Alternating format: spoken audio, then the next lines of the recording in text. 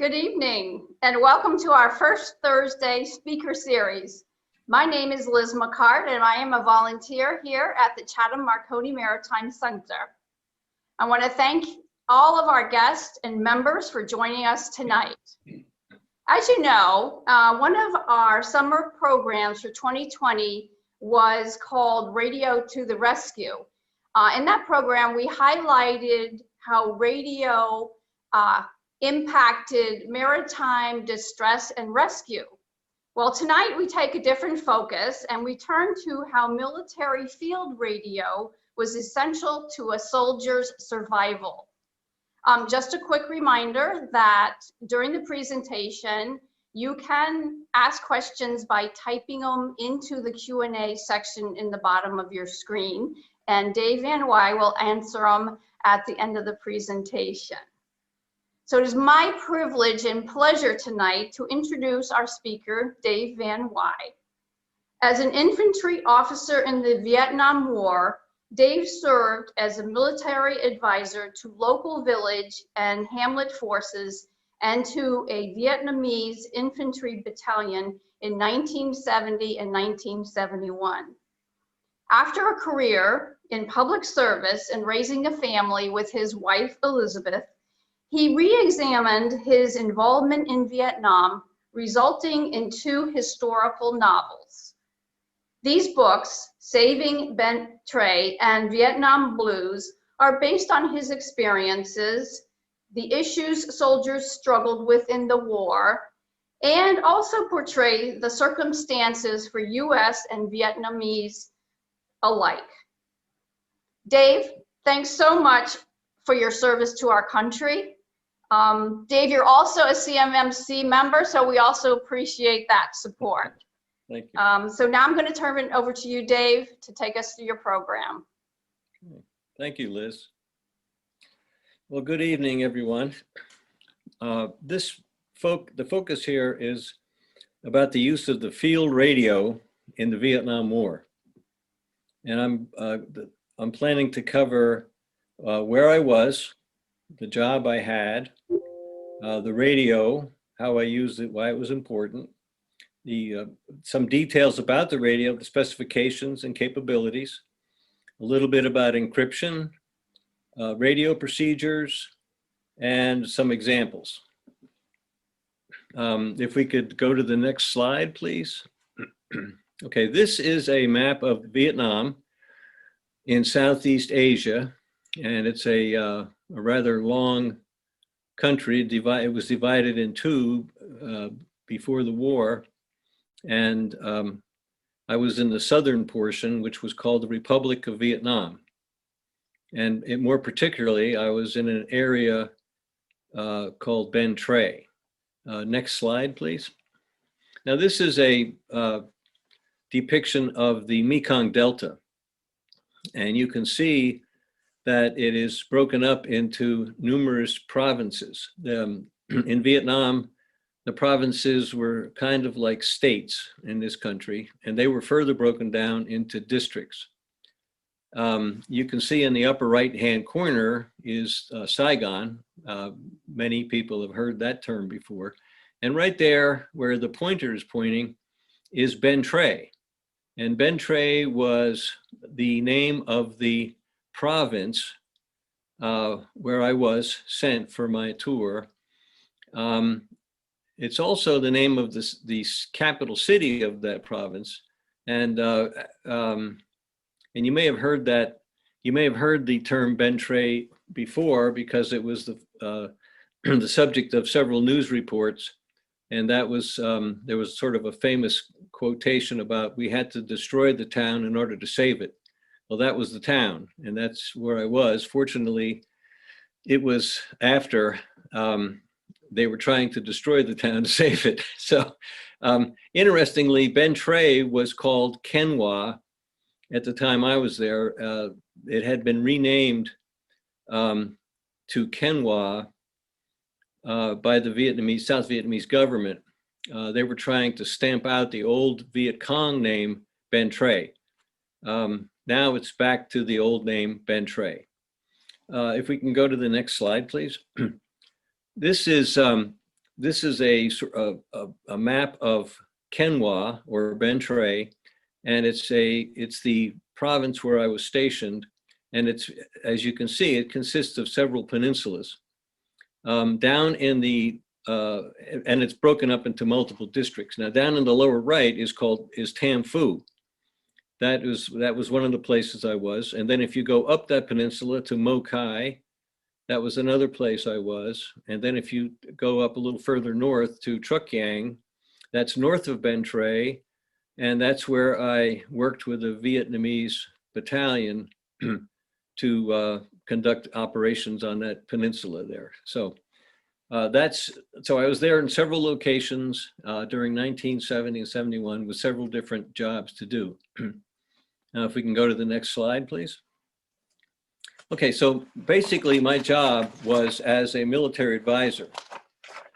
And of course I was in the Mekong Delta, and we were under the label of Village Hamlet Security. And to do that, we lived with local forces, sometimes in a village or hamlet, sometimes in an outpost. We also went out on various unit operations, usually in a platoon or company strength. I was on a 5-man team, which consisted of a captain, a lieutenant, 2 senior NCOs, E7s, and a senior medic. Generally, the medics were E6s or staff sergeants.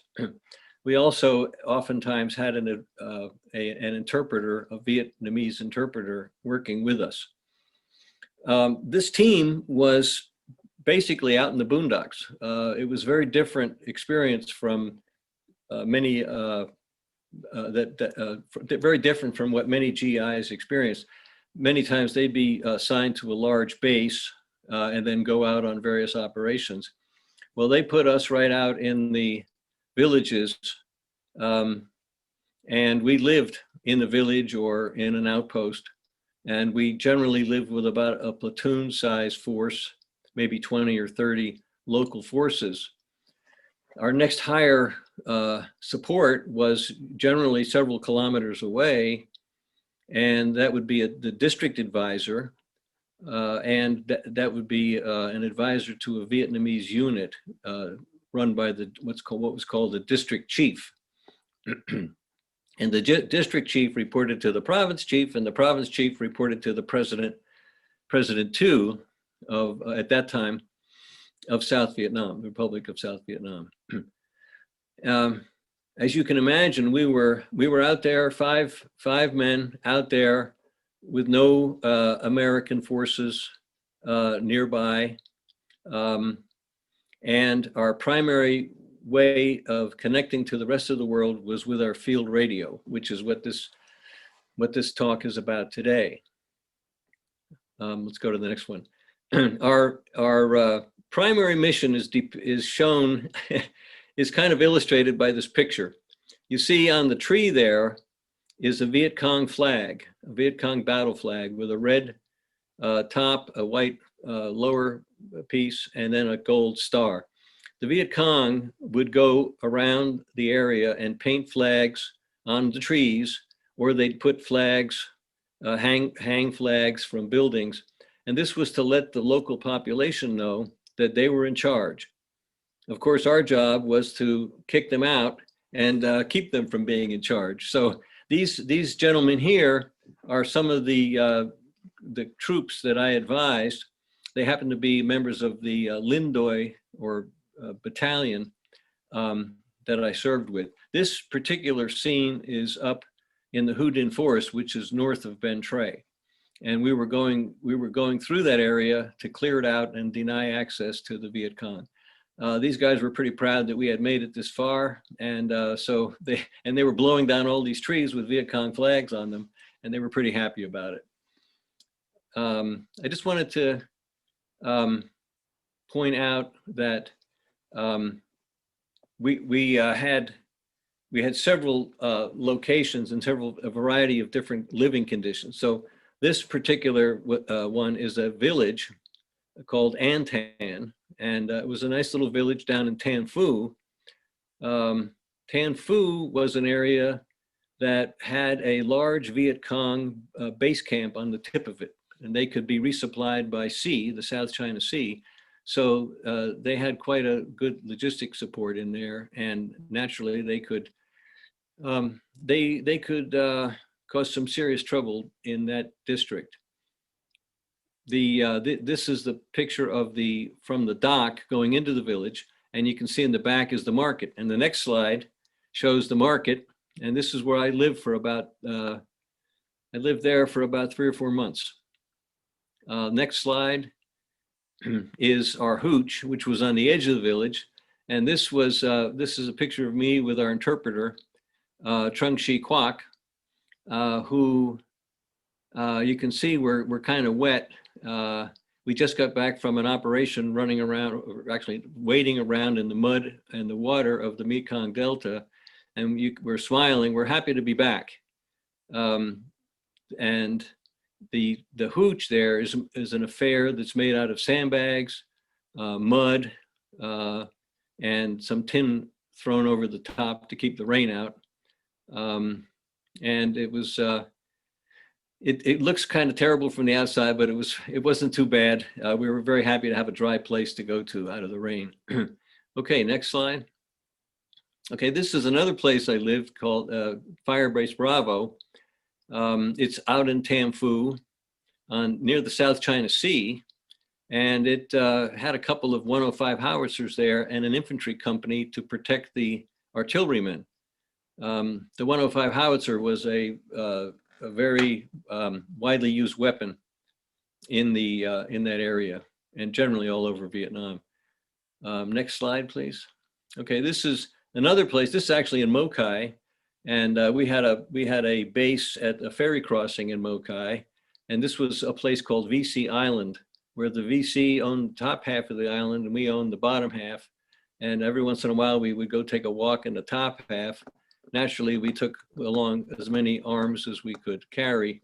In this picture here, even though I'm posing on the bridge, if you want to call it that, we had cleared the area before this because that would be a good ambush site for the Viet Cong. Next slide, please. This is a remote outpost in one of our in our portfolio. You can see that it's made out of mud for the walls and sandbags. It has thatching from palm trees. The palm trees were chopped down and used for logs to construct the outpost. And it has a watchtower in the top. These are generally triangular affairs built on the same design as the old French forts that were used in Vietnam many, many years before the United States entered into that theater. Next slide, please. This is a combat base for our battalion. It happens to be up in the Hu Dinh Forest north of Ben Tre, and it's a little more rustic and it's ready for action. You can see that the infantrymen have dug in, and they've dug down in that hard mud of the Delta, and they've put some logs and sandbags on top of their foxholes, because the VC in that area had a habit of using their 60mm mortars to harass us. So that offered them, we generally found that if you had a sandbag or two above you, that would be relatively safe. Wanted to also point out in this area, this Can Hoa or Ben Tre province, the so-called pacification rate, meaning how well we were doing in eliminating the threat, was about 50%, more or less. So that meant that we had to constantly be on our alert and watching out for problems. Next slide, please. Okay, this is the actual field radio. Those were the conditions, those were the locations and the conditions under which I operated. And and then this was the radio we had. Now, we actually had 2 of these radios assigned to our mobile advisory team, affectionately called the MAT team. And this is the typical setup. The basic radio there is called the ANPRC-25. And some of you may be wondering, what does the ANPRC stand for? And that's one of those like, huh, you know, I'm not sure, but actually it stood for Army Navy Portable Radio Communication, and it was the 25 series of that. There you see the radio, you see the handset, you see several antennas. Now there was a short whip antenna, which was about 3 feet long, and then there was a 10-foot pieced together antenna. And then also you see in the back of the slide what made it portable. And that is basically a backpack. It had a bag for the antenna, and it had places to hook on the radio, and you could go off and do what you needed to do. The next slide, please. Okay, this is a close-up of the face of the radio, and there are various. It had a lot of good functionality. You had a place where you could hook up a couple of audio connectors. One would be for the microphone, another would be for maybe a speaker. You had about 3 different locations, prongs and knobs and so forth to screw in antennas. And naturally you had an on and off switch, and you had frequency control. Next slide, please. Now this actually lays out for you a list of the controls that were on there: the long antenna, the short antenna, the auxiliary antenna. You had tuning knobs, of course, a volume, a squelch, power. You had a way to lock the dial so you could adjust between frequencies with the snap of a knob. And you had a light cap to cover a light that was built in. You didn't want to have the light on out in the middle of the jungle in enemy territory. And also various audio connectors, the primary one being the handset. Next slide, please. This is what you might call a typical scene with a radio. Now this was not our typical scene.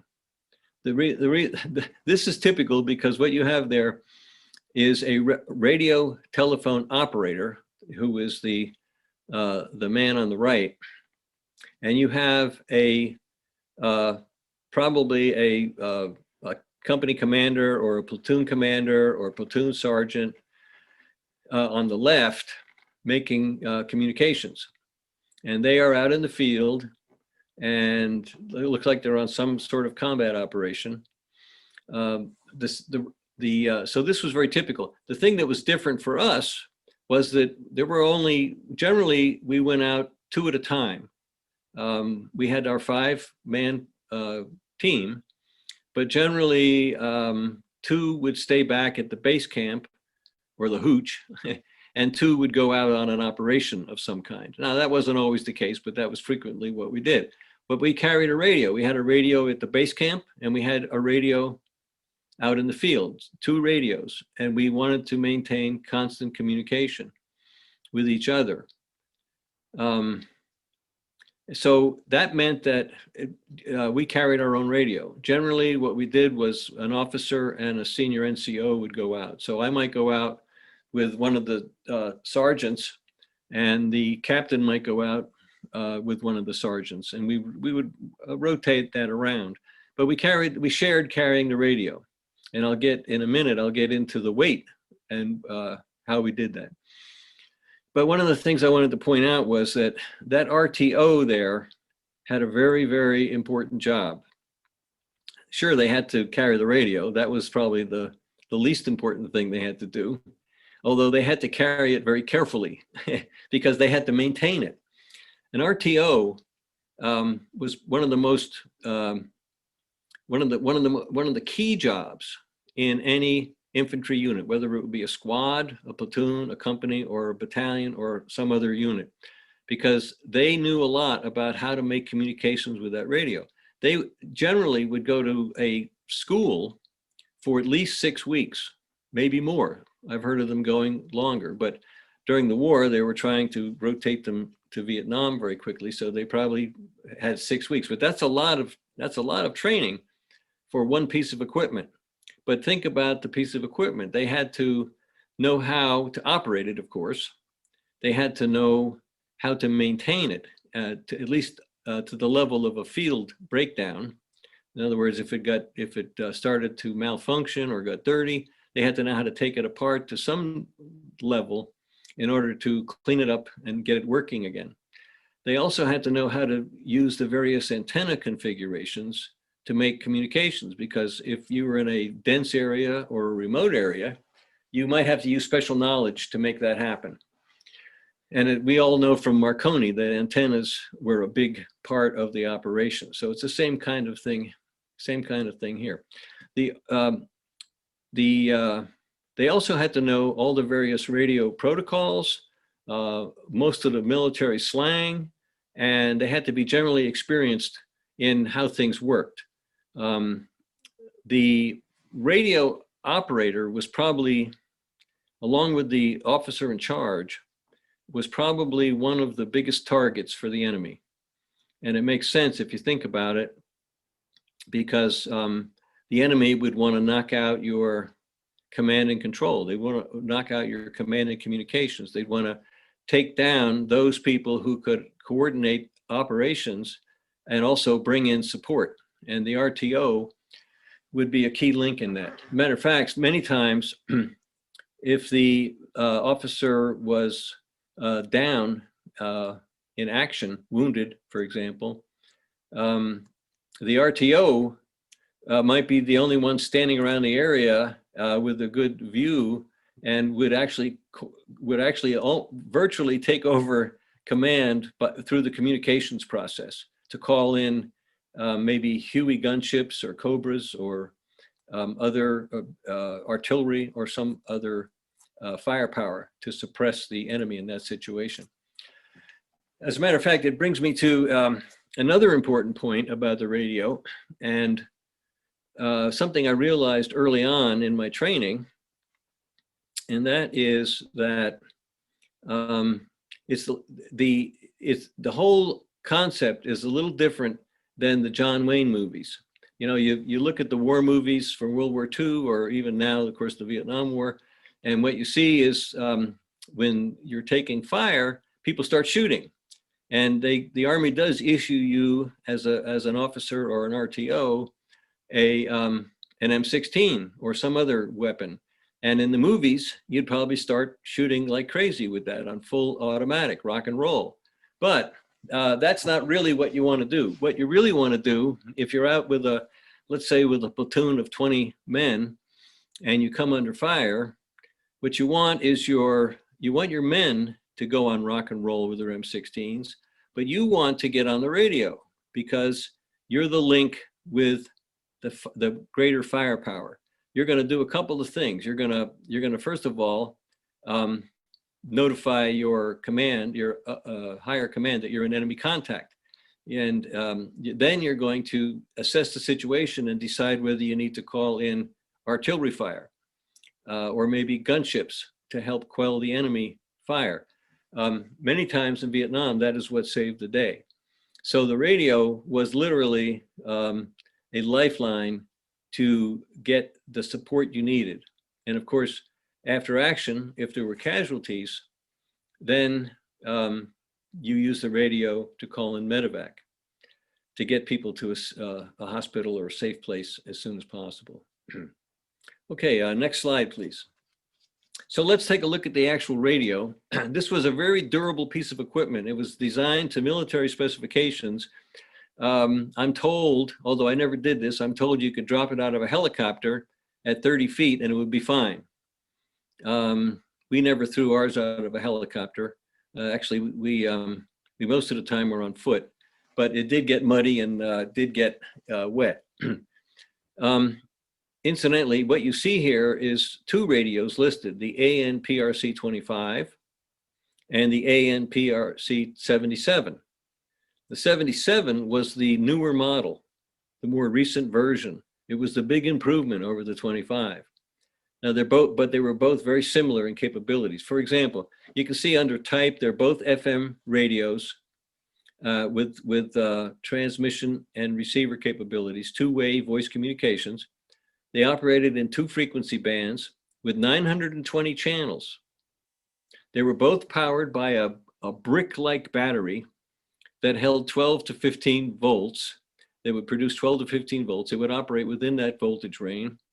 And compared to today's, let's say, boat radios, VHF radios, they didn't have a tremendous amount of power, but you could see they had 1.5 to 2 watts of power, which was enough to give you a range of about 5 miles, or if you're in heavy bush, maybe 2 miles or 8 kilometers. And if you were able to put up your a mast antenna, which was another option, but you didn't normally carry that. But if you were able to do that, or maybe string one up a palm tree, you could maybe go 30 miles. But normally you'd run around 2 miles of transmission range. Sometimes you would relay to a higher headquarters and have them relay your message to maybe an artillery base to get what you wanted. As I mentioned before, the antennas were a 3-foot tape and a 10-foot whip, and those fit in that little bag that was, I showed you before, that was attached to the backpack for the radio. And we have another slide. Of course, if you're carrying a battery that weighs a couple pounds, you want to know how long it's going to last and how many batteries you have to carry. So generally, the norm was, let's say, 8 hours. And that was based on the idea that you would be listening most of the time and only transmitting 1/9 of the time. The 77 could last a little longer, but I'm sure that many GIs could debate that. What a lot of long-range patrols would do is turn off the radio and only call in at certain pre-designated times to conserve the power, because you could only carry so many of those batteries. Now, the battery itself was a dry carbon or magnesium battery, and nowadays, incidentally, many of these radios are still in use today in foreign militaries, and they have NiCad batteries in them. And of course, NiCads are the kind we have in most of our cell phones and those kinds of devices now. Now, the weight of the radio would be up to about 20 pounds with that gear that I showed you. You have the actual radio, which was 14 or 15 pounds. And then you throw in the antennas, the handset, the backpack, and the related things, and you start adding pounds to it. And on the 77, if you added in a crypto device, which was a new capability that one had, that could add quite a bit more weight to it. So the RTO could be carrying around a lot of equipment if they had, let's say, 20 pounds of radio, 40 pounds of radio, and then they had on top of that their rifle, their ammunition, their grenades, and any other personal living supplies like a poncho or a poncho liner or food or something else. So that could be quite a bit in the heat of Vietnam, which incidentally, it wouldn't be unusual to have a 100-degree day with high humidity, and that could beat you real quick. The 25 started widespread use in 1962, and then the 77 came on in 68. That's replaced now in the modern military with something called the SINGARS radio, which also has some satellite interconnectivity.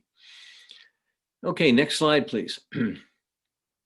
Okay, on the topic of encryption, I know in Marconi, we are, one of the favorite subjects is encryption, and how that was done and how the code was broken during World War II on the German submarines. Well, we had a much more humble and simple encryption system for our field operations, because we were doing a pretty basic job. But we were issued a pocket code book about once a month, and that would be a simple letter substitution, a couple of pages of that by a certain date. And so we'd basically look up the date, look up the letter we wanted and turn it into another letter, and that would be in effect for that time frame. And then we would use that if we were doing an encrypted message. So a very simple encryption system. I mentioned before, it might be changed monthly, or if we found out that it was compromised by the enemy, it might change immediately. We would have something, the term shackles was used sometimes, which meant to use code words to put map coordinates in it. And of course, map coordinates were very important because we all carried a map. We all wanted to know where we were. And in the military, there's a grid system on the map, which nails down your coordinates to 6 digits. And this is very handy in calling in artillery or calling for a medevac or other support.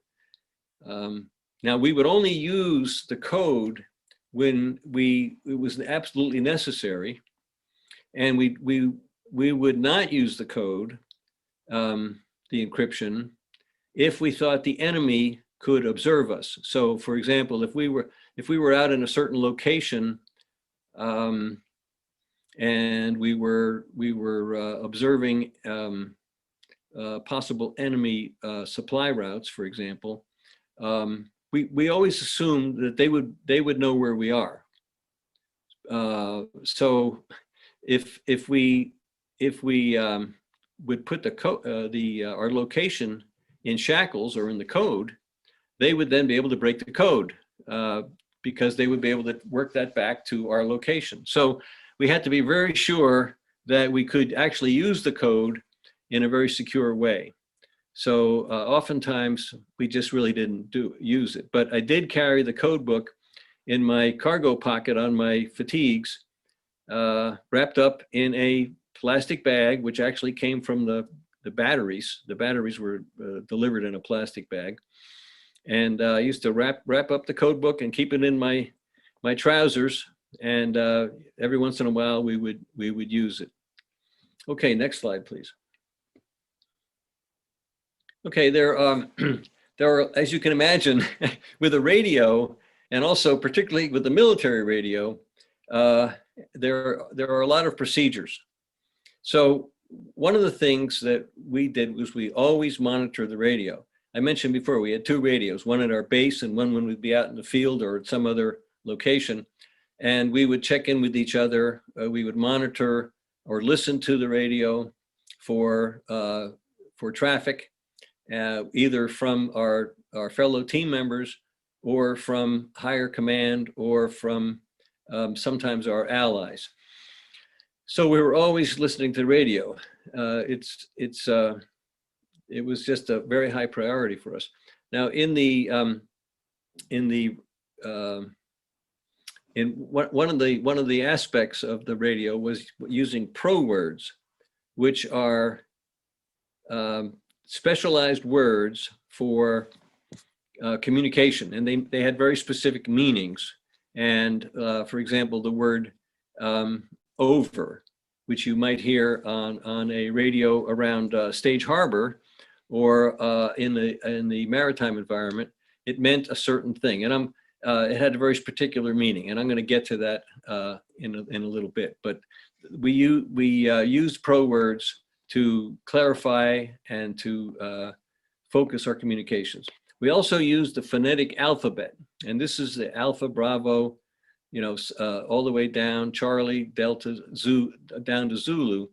And this is something which the FCC encourages radio users today to use.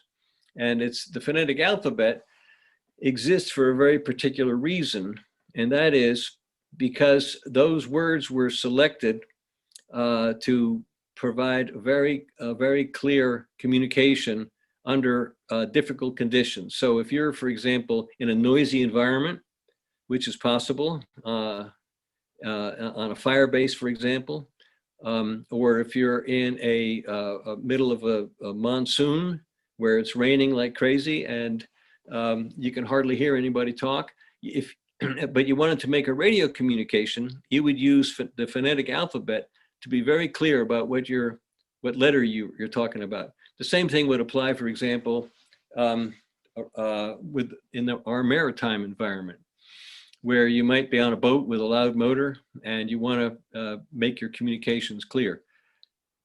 Another procedure we had was on the carrying the radio. I mentioned this before. we would take turns carrying the radio. So that was kind of basic. We'd call in the clear most of the time. We would not use encryption. We would just say our message. Of course, we'd use the proper pro words and the phonetic alphabet to help that communication.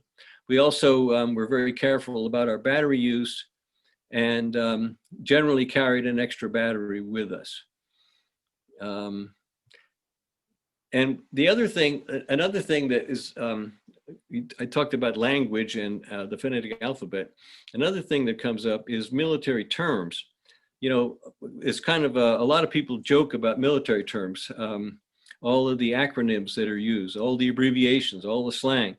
And it brings me back to the radio telephone operator, or RTO. They had to really know dozens and dozens, maybe hundreds of various military terms, because that's how people talked. So you might have somebody who's using the proper procedural words, and they might be using the phonetic alphabet, but they'd be communicating in slang or abbreviations. So for example, the RTO might say, well, we have 2 Arvin at our Lima Zulu. And Arvin, as you can see on the slide there, Arvin it meant 2 things. It meant the Army of the Republic of Vietnam, but it also was used to refer to an individual soldier of the Army of Republic of Vietnam. And the Lima Zulu was the phonetic alphabet for landing zone, LZ. So Lima Zulu in the phonetic alphabet. They also, a slang word for a medic would be a Band-Aid. We need a Band-Aid here right away. Funny paper would be a topo map, and a click, which you may have heard this term more popularly, but that would be for a kilometer. And it goes on to dozens and dozens of different terms, which can be very confusing to the average person trying to figure out what is being said when you combine the pro words, the phonetic alphabet, and all of the slang. So the RTO had to be almost conversant in a separate language, and all of the people who use the radio had to be pretty good at interpreting what was going on. Okay, next slide, please. Okay, here are the pro words. And I just have a couple of the more common ones for you here. Some of them may be familiar to you, but the word over, for example, means, okay, I'm done with my transmission, I'm back to you, but I'm waiting for your response. So this is Mike Foxtrot. We have two men down at our Lima Zulu, need help immediately, over. And you're waiting for the response. We're going to send you help. At the end of the transmission, you would say out. You wouldn't say over and out, you just say out, because out meant that you were done with the transmission and that you didn't have to, you're not waiting for a response. The word copy meant that you received the message. I have good copy on your message. Wilco means I will comply. And you may have heard the term Roger, I understand. Matter of fact, that's a popular term used around the Stage Harbor and other areas around in the maritime area. People will say Roger. Interestingly, they'll say Roger Wilco, going back onto what they heard on TV. But basically, Roger is I understand, and Wilco is I comply. And if you say Wilco, you don't say Roger, because Wilco means, yes, you Roger that, and you will cooperate, you will comply.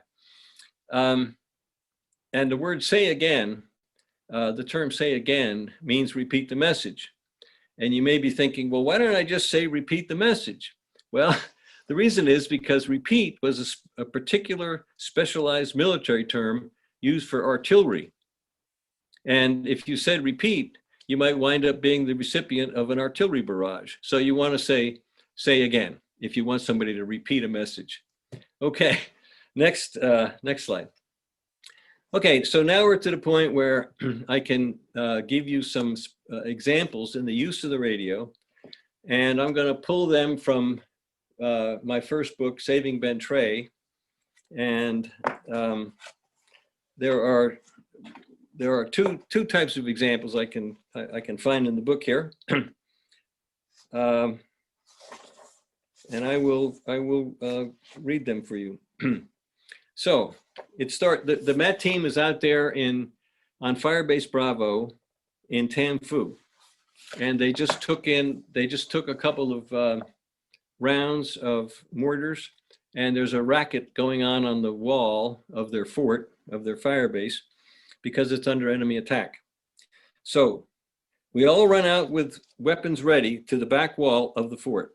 A squad of RFs, which is regional forces, is pouring automatic fire over the wall, popping up alternatively to fire a few rounds at a time in a disciplined way.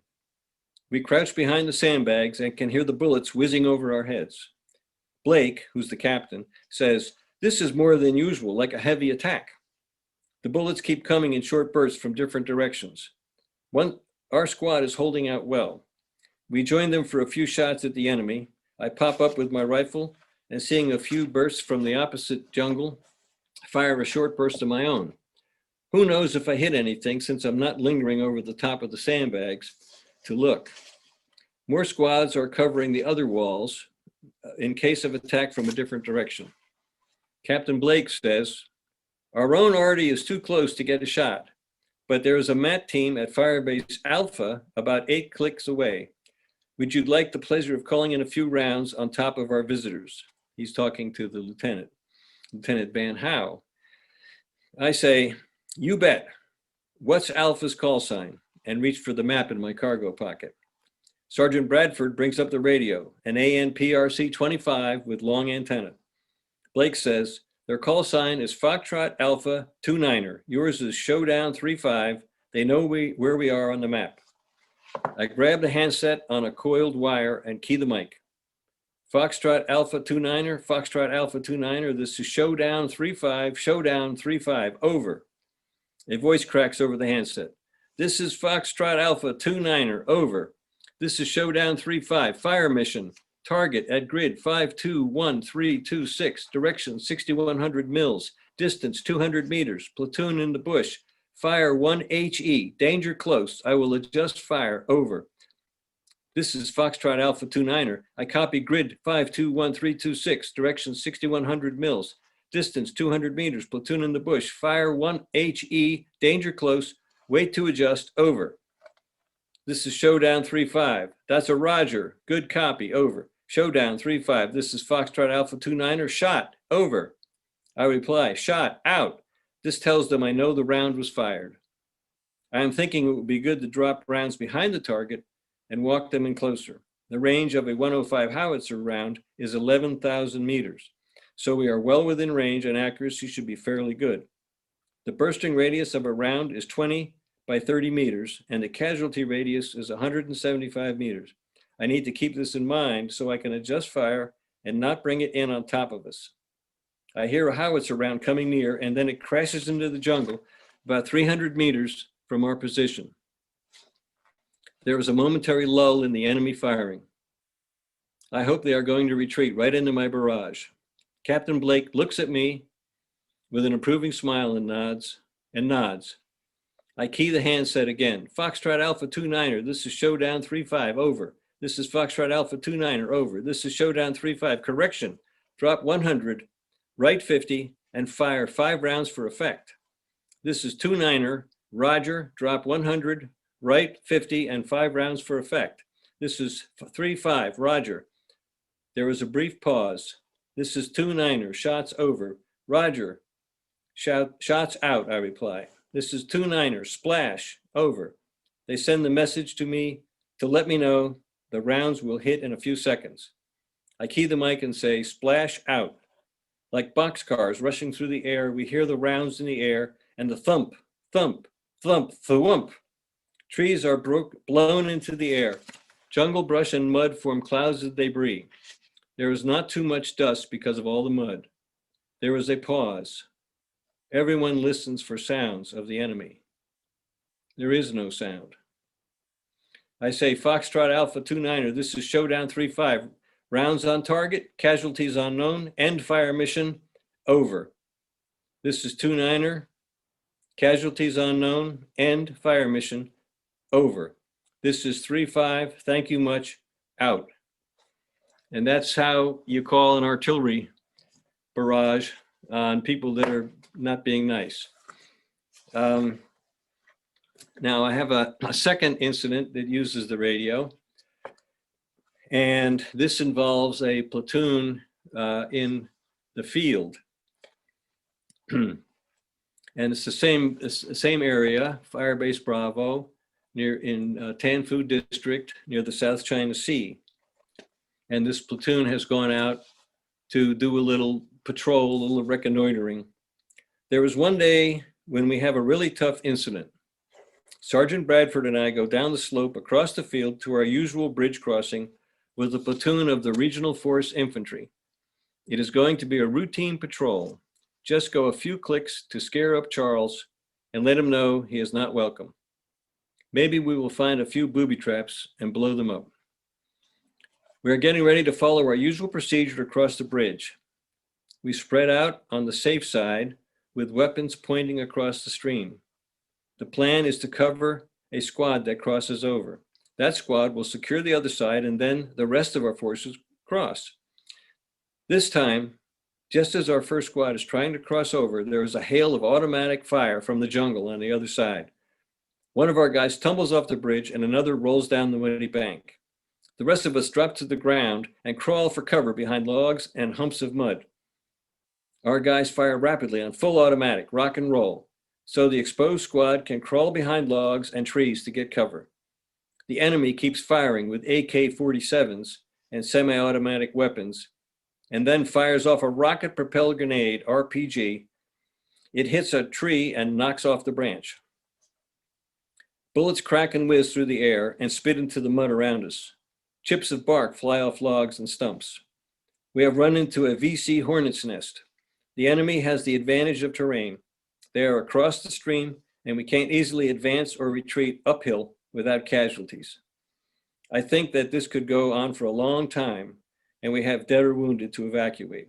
Worse, Charles has the advantage with weapons. His heavy AK-47 rounds can penetrate the jungle foliage that camouflage him, and our lighter M16 rounds can't penetrate his hiding places very well. Although the M16 is more accurate, at this close range, Charles can blast away and hit us. I can also see that one of our guys has a jammed rifle, probably from dirt in the firing mechanism. Meanwhile, the bullets are flying and the RPGs give Charles another advantage. Brad is encouraging the regional force platoon leader to keep up the defense and get ready to maneuver. I am carrying the radio on my back, so I grab the handset to report our contact with the enemy. Maybe we can direct some mortar fire on them. Luckily, I hear a call from Ishmael 11, our province supply chopper. This is the same chopper that delivered me here and drops supplies every few days. By now, I'm familiar with his call sign and I'm glad to hear him. He says, "Showdown, showdown. This is Ishmael 11. Ishmael 11, over. This is Showdown 3-5. I have you Lima Charlie, loud and clear, over. This is Ishmael 11. We are arriving at your position and saw an RPG flash. What's your situation? This is Showdown 3-5. We are in contact with enemy and need fire support. This is Ishmael 11. Roger. Pop smoke and identify enemy position. Roger. Smoke is out. Enemy is 50 yards south across the stream. This is Ishmael 11. Roger. Copy red smoke. Enemy 50 yards south across stream. This is 3-5. Roger. Good copy. Red smoke. This is 11. Coming in. The Huey comes in close over the treetops and rushes by the enemy position, machine gun blazing, a hail of bullets down into the jungle. The enemy firing stops momentarily, then resumes with a little less intensity. Ishmael 11 turns the bird and comes back for another run at Charlie. He swipes him again with a long burst from the machine gun. By the third time around, Charles is firing sporadically. Ishmael dwells a bit over the spot and rains down a good dose of automatic fire. With this, our second squad rushes across the bridge and secures the other side. Our third squad follows and starts maneuvering against Charles. The first squad gathers up their two fallen men and starts first aid. I can see that both men are alive, but one is seriously wounded. I get on the radio. Ishmael 11, this is Showdown 3-5. Thank you much. You put them down and we are securing the area. Over. This is Ishmael 11. Our pleasure. Glad to give our gun a workout and give you a hand. We couldn't see them all through the trees, but we may have winged a few. Do you have any further? Do you need any further help? Over. This is 3-5. Request you stand by for medevac. Over. This is Ishmael 1-1. I copy medevac. When will you be ready? This is 3-5. We can get them to the Lima Zulu in 10 mics. Mics is minutes. This is Ishmael 1-1. Roger. Roger, we will make supply drop at your Lima Zulu and stand by for pickup. This is 3-5. Roger, thank you much. Out. With that, Ishmael turns the bird and flies back to Firebase Bravo. Next slide, please. So those are a couple of examples of how the radio was used in combat and was literally a lifeline to higher support. Interestingly, there's a quote by General Creighton Abrams, who was the commander after Westmoreland, and he said that the ANPR-C-25 was the single most important tactical item in Vietnam. And I hope that I've demonstrated to you today why that was. And another thing is that in the infantry officer school, we were taught that essentially you do three things. You shoot and you move and you communicate. You can see that the radio is a vital part of doing your job. Thank you very much. Appreciate your listening. Oh, Dave, thank you so much. That was a great talk, and you certainly gave us an appreciation for the amazing conditions that you had to work in, as well as the importance of the radio. And really thank you again for sharing your personal experiences. So we do now have an opportunity for our audience to ask questions of Dave. If you want to hover your mouse in the Q&A icon on the bottom of your screen, you can type them in. We actually do have a couple of questions already. We have a question from Tom and Sarge, similar question, and you touched on this a little bit about the batteries, Dave, but do you want to expand a little bit further on the batteries? Were they rechargeable? I think you said you carried one, but do you want to expand on that, the power source, a little bit more? Well, sure, Tom. The battery was an old style battery. Remember, this was 1970, 71. It was basically very similar to the kind of battery you'd have before alkaline batteries. And matter of fact, some of the new radio, if you buy I guess refurbished radio online today, which you can actually do, you can get a battery pack that puts together about 10 different D cells and to make up the power. The power would last depending on how much you use the radio. So I mentioned before that there was a nominal time of about a day, but you could stretch it for 2 days or 3 days if you didn't use it all the time. And of course, if you transmitted, it used more power, and if you just simply listened, it used less power. So you could sort of manage the use of the radio power. Also, they were not rechargeable batteries. I'm not even sure at that time. I'm not sure I recall rechargeable batteries from that era, but they certainly weren't considered rechargeable batteries. Although I can tell you one of the interesting things about those batteries is, and like they were about the size of a brick. We would take the old batteries, which maybe had gone from 15 volts down to about 11.5 volts, and we would then hook them up with a coat hanger and a light bulb from a Jeep and make a light out of it. And this was considered a luxury item on a MAT team. So we could actually have a little light to read by. And we ran them off the old depleted radio batteries. So I hope that answers your question. Okay, so thanks, Sergeant Tom, for those questions. So the anonymous viewer says, okay, so they had a recharging question. So you just discarded those batteries once they were used up, it sounds like.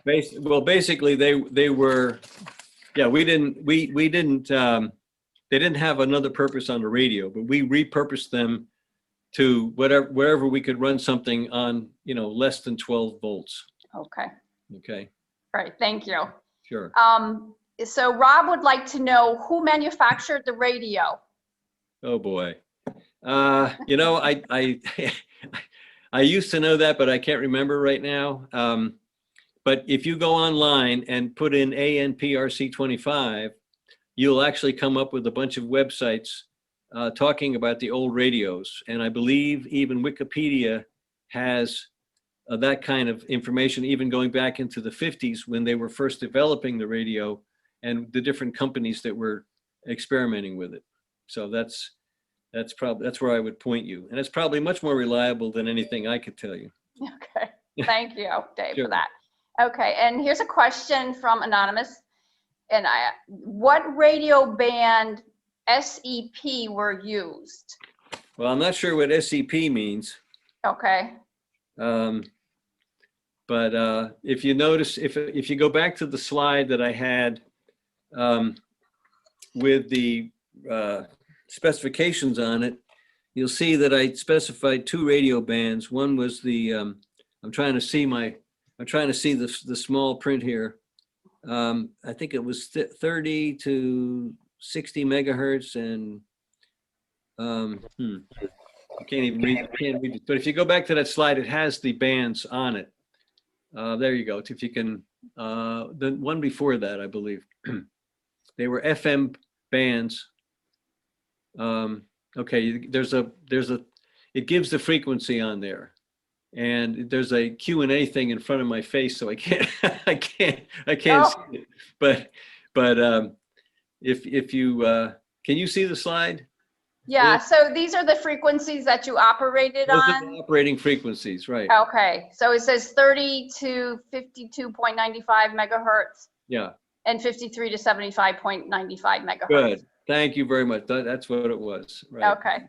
And so those were the frequency Those were the bands. frequency bands, and within that you had 920 channels. Okay. Mm-hmm. All right.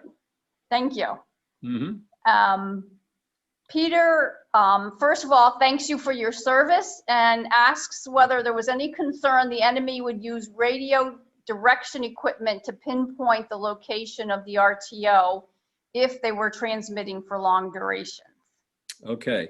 Generally, that was something that was of concern, but not so much in more remote areas. But the enemy captured quite a few of these radios, so they might have a couple of ANPRC 25s or 77s, and they would tune into us. They would be listening to our transmissions. If they had radio frequency, radio finding equipment, they certainly could use it. And we were always concerned that they might be locating our position either by visually or by something they overheard on the radio, or by noticing where an antenna was. So that was one of the dangers for an RTO, was putting an antenna up or even just walking around with an antenna. It was often said, it was said in RTO school, and I just heard this, I wasn't at RTO school because I was at the infantry officer's basic course, but it was said in the RTO school that there was a 5-second survival rate for RTOs in a firefight. So the enemy would look for the antenna, the guy with the antenna, and they would target that person. So that was a visual target, of course. That's about all I have on that. All right, thank you.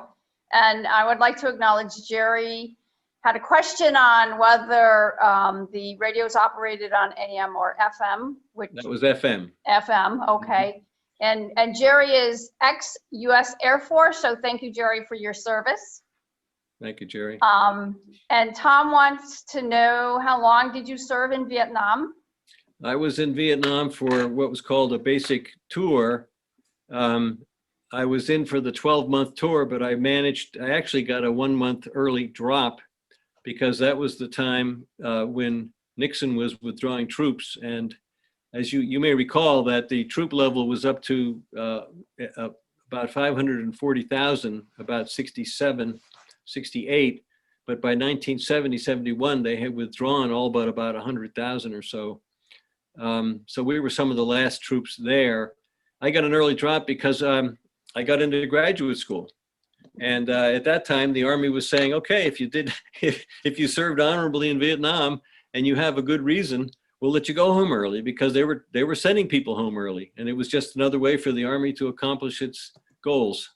So I lucked out, and I guess the Army lucked out too. They got rid of me. I don't know about that, but you certainly did your time. That was, those hooches looked very uncomfortable. Well, I have to say that the desire, every GI in Vietnam was glad to get out, even if it was a day or an hour or a minute early, because we used to say that you could have one bad minute and ruin the rest of your life. Yeah. So anytime you could get out a little early, that was considered a good thing. Yeah, I can imagine. Okay, some more questions. One from Janet and Gary. Did the VC have a good radio?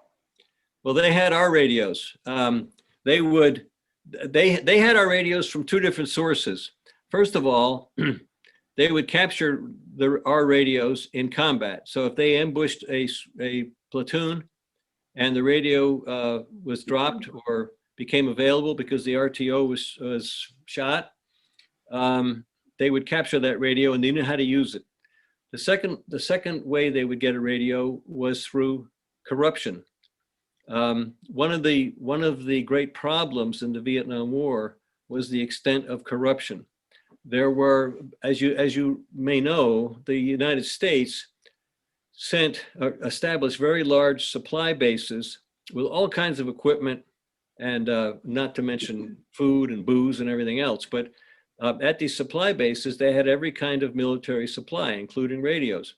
Well, there might be a corrupt supply sergeant, or it might be under the control of the Vietnamese, who had extensive corruption in the military service and their politics. And for a price, the VC a contact would go there, make a deal, and get a radio. And that kind of thing is perhaps not very well known, but it is one of the facts about the situation there. Okay, thanks, Dave. Mm-hmm. Here's some more questions about the radio themselves. Tom would like to know, were the radios waterproof? Did you have to protect them from the water? They have a degree of waterproofing, and I can't remember the exact time, but they were able to be submerged for a short period of time and still operate. However, it wasn't recommended because the humidity and moisture was considered to be very bad for the radio, just like a radio today. Matter of fact, on a boat, for example, your VHF radio on a boat, you always want to watch to keep your contacts dry and clean. Same thing with the PRC 25 or 77. And a RTO would want to wipe that radio down immediately if they dropped it in a swamp or they were caught in a monsoon or something. They'd want to try to protect it as much as possible because of the corrosion and the possibility of water intrusion. But they did have to meet certain military specifications. I mentioned before, it could be dropped from a helicopter and survive. It could also be in the water for a while and survive. But I can't actually remember the exact duration. But you wouldn't want to do it too long. You wouldn't want to keep it in the water too long. Yeah. Okay. All right. Thank you. Sarge would like to know, did you have any PR6 or PR10? Okay. Hi, Sarge. Well, the PRC-10 was the predecessor to the 25. And I believe that I used some of those when I was an ROTC cadet. And I'm very glad that the newer radios came out, because I thought they were not that great. So we did not, those radios were replaced in 1962. And this 25 became the mainstay. As a matter of fact, it's such a good radio that it's used by many of our allies today. For example, Australian Army. Okay, thanks. James would like to know whether you had much interference from other radio traffic, etc. Well, there was interference, and also the enemy could try to jam your radio. They had various techniques to do that, but we were lucky. I think we were pretty lucky in the sense that being in such remote areas, we didn't run across very sophisticated Viet Cong. They were a couple of squads running around. Maybe they could amass and get a couple of together and amass into a battalion, but they didn't have a lot of extra special equipment. And also we were in such even though we had a lot of jungle, we were also in a rice paddy area, and there were a lot of wide areas which would give us a good line of sight with the antenna. So we didn't have a lot of that. We really didn't have a lot of that. Okay, great, thank you. Mm-hmm. Tom would like to know if you had any radio experience before the Army. Were you a ham radio operator, or are you now?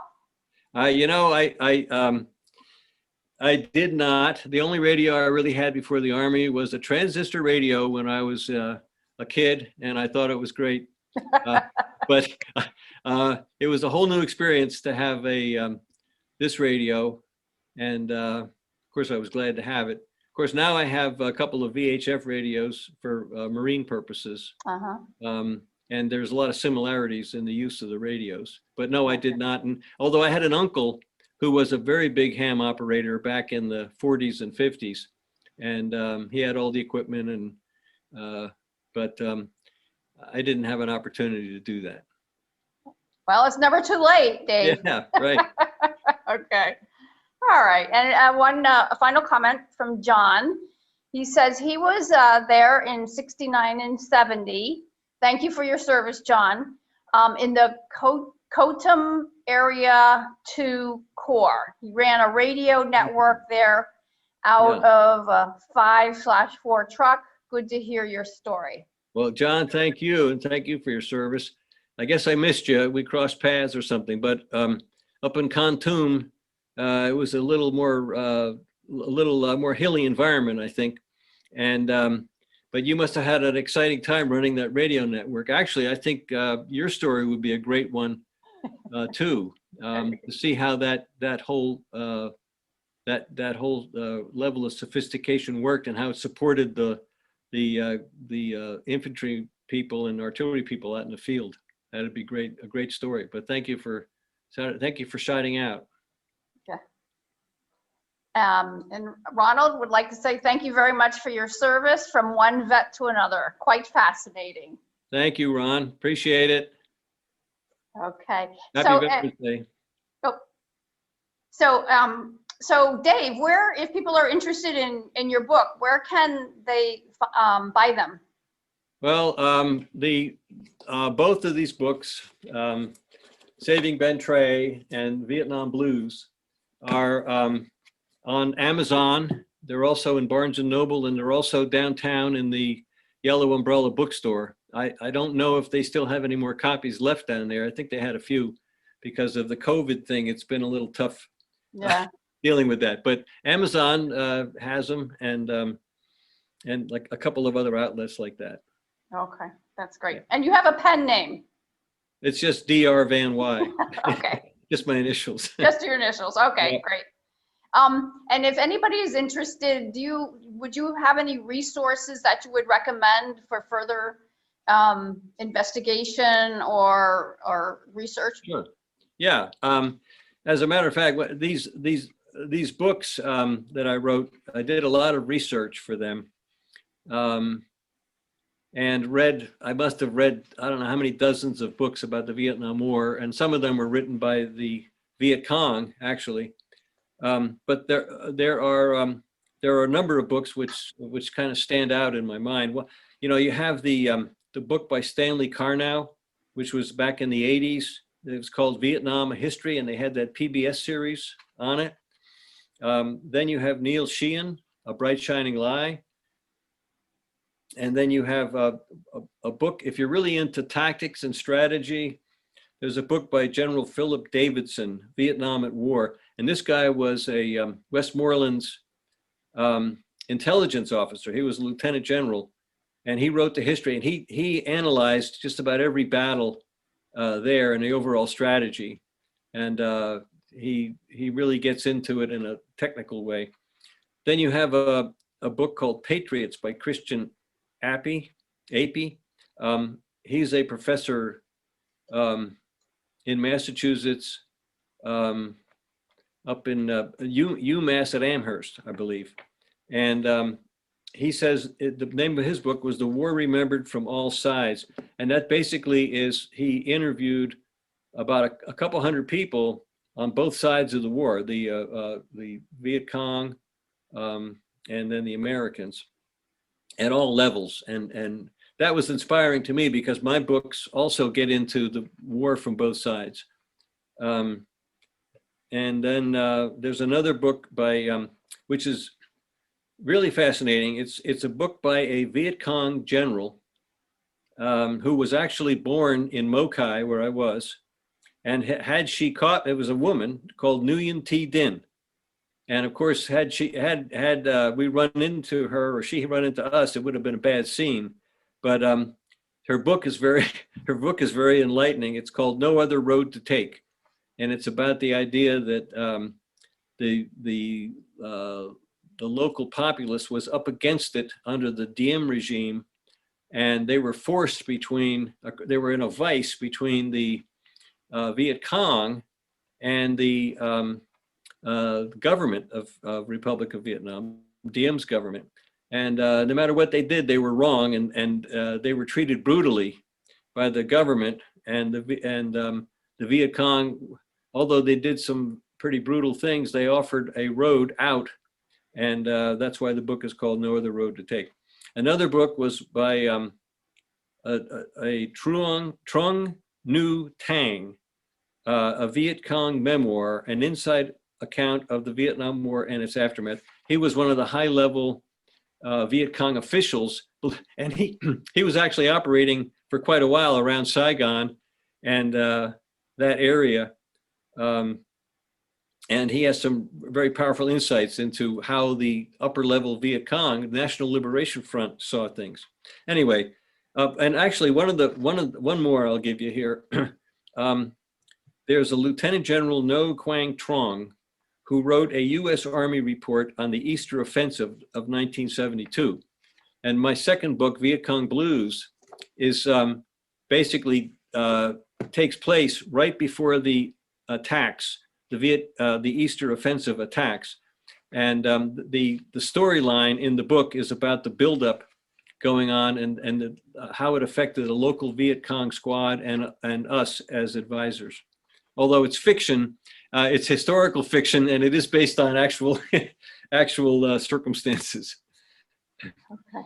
And those are just some of them. I could go on, but. Oh my goodness, that's quite a list. And actually, maybe we'll go ahead and get that from you if anybody's interested. And that sounds like it's very comprehensive. Okay. Yeah. Oh, and good news. So Betty just Hi, Betty. typed in. Betty says that the Yellow Umbrella has both books in stock. Okay, great. Thanks, Betty. I guess you were down there. Yeah. So if anybody's in Chatham, all right. Yeah. That's Betty. She knows what's going on. Yeah. Thanks, Betty, for that. Okay. All right. Well, Dave, this has been fabulous. We can't thank you enough for your time. Oh, well, thank you. And for, sharing those experiences again. And I know you're a member, and you probably have this small token of appreciation that we want to provide to you, but it's a CMMC hat, which we will get to you. But if you have one already, we'll do some kind of exchange for you. Okay, wonderful. Okay. Thank you, Liz. So thank you. I would also like to thank our audience for participating tonight, for all the great questions. And in special recognition of Veterans Day on November 11th, I would like to acknowledge and thank all our veterans for your service to our country. And Dave, thank you in particular. Thank you very much. Okay, To all thank the you. veterans. Right. All right, Good night, thank you. everybody. Good night.